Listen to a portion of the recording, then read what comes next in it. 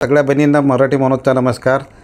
तर सगळ्या बहिणींना काल सायंकाळपासून 1500 रुपयाचा मेसेज हा पडत होता। अचानकच आज म्हणजे अचानक 4 वाजतापासून काही बहिणींना 3000 रुपयाचा मेसेज आला। तर काही बहिणी आश्चर्यचकित झाले का आम्हाला 3000 रुपयाचा मेसेज कसा काय आला। त्या बहिणीला 1500 रुपयाचा मेसेज आला आणि आम्हाला 3000 रुपयाचा मेसेज आला। तर त्या बहिणीला म्हणजे माहीत नसेल की 3000 रुपयाचा मेसेज कसा आला। तर जानेवारी महिना आणि फेब्रुवारी महिना म्हणजे 7वा हप्ता आणि 8वा हप्ता हा 2 हप्त्याचे मिळून हे 3000 रुपये काही बहिणीला आज पाठवण्यात आले। तर काही बहिणींना 1500 रुपये जानेवारीचाच हप्ता पाठवण्यात आला आहे।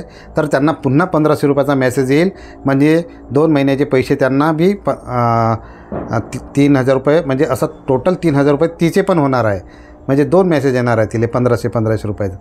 तर कोणत्या बहिणीला एक खट्टेच आला कारण काय की मार्च महिन्यामध्ये महाराष्ट्रामध्ये अर्थसंकल्प अधिवेशन असल्यामुळे त्याची तयारी फेब्रुवारी महिन्यात करावी लागते। म्हणूनच अगोदरच ते पैसे ह्या महिन्यात पाठवण्यात येत आहे म्हणजे जानेवारी महिन्यातच म्हणजे 2 महिन्याचे पैसे एक खट्टे 3000 रुपये पाठवण्यात येत आहे। तर काही बहिणीला 3000 रुपयाचा मेसेज आला तर आश्चर्यचकित होण्याची गरज नाही आहे कारण तिला 2 महिन्याचे पैसे पाठवण्यात येत आहे।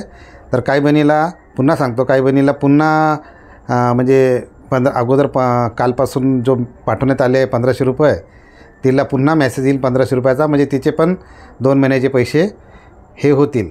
तर समोर आपली ताई तटकरे बालविकास मंत्री महिला व बालविकास मंत्री काय म्हणतायत त्याबद्दल आपण पाहूया पुढील व्हिडिओ।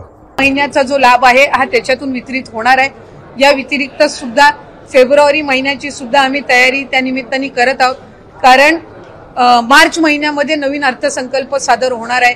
त्याच्यामुळे साधारणपणे जानेवारी महिन्याचा लाभ हा आम्ही 26 जानेवारीच्या आत डीबीटी करायला सुरुवात करून त्या महिन्याच्या त्या 3-4 दिवसाच्या या महिन्याच्या कालावधीमध्येच कसा त्यांच्या अकाउंटला पोहोचेल ही आम्ही खबरदारी घेणार आहोत।